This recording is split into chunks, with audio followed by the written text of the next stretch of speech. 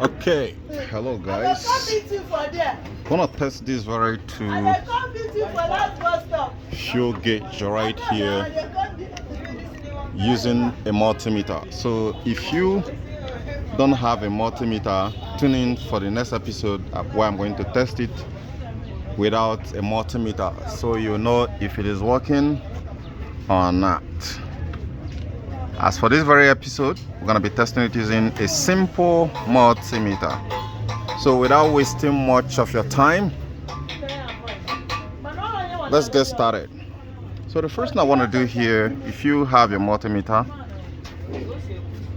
let's go ahead and put it on. I want to take it straight to ohmic to resistance test. You're gonna see a sign of ohms right there, and okay, so as you can see right now it's reading 00. So what we want to do right now is we want to get this thing close. We have one terminal here. Let me take it close so you can see one terminal here and one here. So we want to stick it right here. It doesn't matter which one is negative, which one is positive. Okay, and hold it right in place here. So we're gonna go ahead and take this floater up. Does it read? Okay, it doesn't read. Put the two heads together. It doesn't read. So which means okay, now we can retest it. Put it back.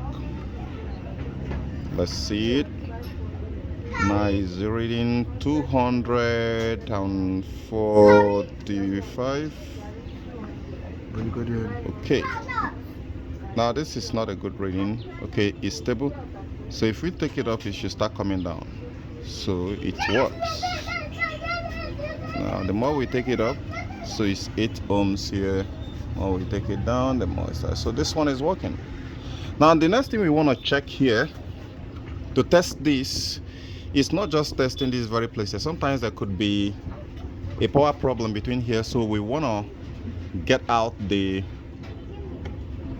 connector,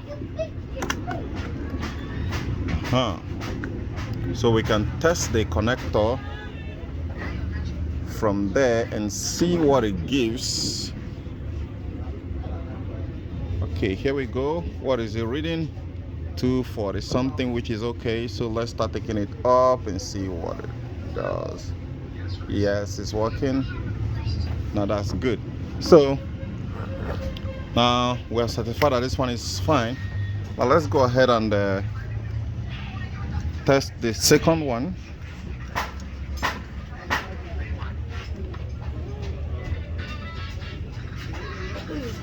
Go ahead. Okay, we have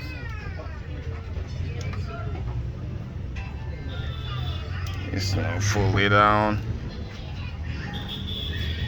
Okay, we have almost 170, 180. So let's take it up down here.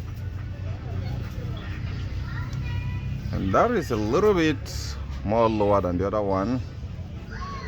It's supposed to be staying somewhere around 8 ohms and not 0 point something ohms. Is in my guy's hand that is shaking.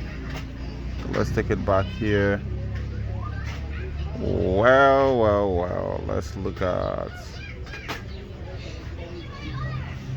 this. Is quite lower than the other one, so this one could be defective. This one could be defective, but let's read it from the socket. Read it from the socket and see what we're gonna get.